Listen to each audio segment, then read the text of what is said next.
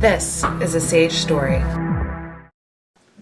I am James Stewart Cantor, and I am 55 years old and live in Raleigh, North Carolina.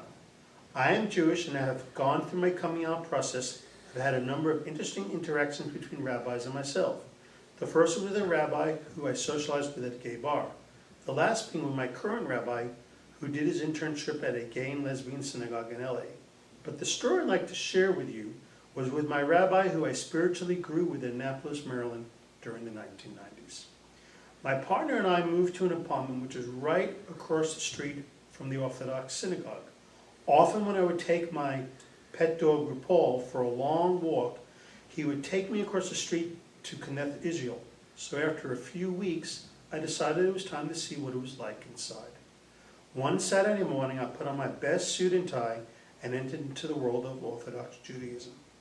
Everyone was very nice and welcoming. Still, you have to understand how foreign this felt for me.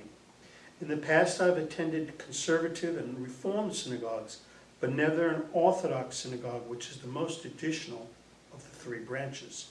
The Saturday morning service is 3 hours long. The entire service is spoken in Hebrew, and women and men sit separately. Now, please understand, everyone was very nice and welcoming, and the food that they served after service was wonderful and all kosher. So the next weekend I returned, and the rabbi personally welcomed me. He was intelligent and friendly, yet he was an Orthodox rabbi. As time went on, I opened up to a few members, and people learned of my relationship with a man. After all, I was in my 30s, not married, nor with children, which is what one would expect. The rabbi was very encouraging.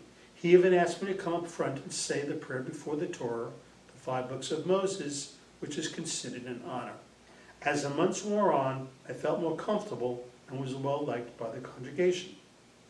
Then one day after service, the rabbi came to me and pulled me aside and with a stern face said, "I have a bone to pick with you."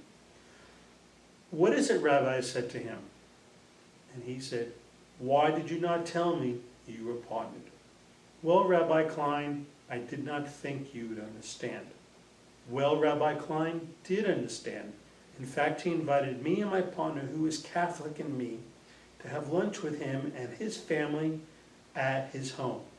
And my partner and I was invited to dinner and synagogue functions in the future together. We were always welcome and made to feel at home. In fact, when my partner could not come, I was asked where he was. So being gay and Jewish has been mutually supportive.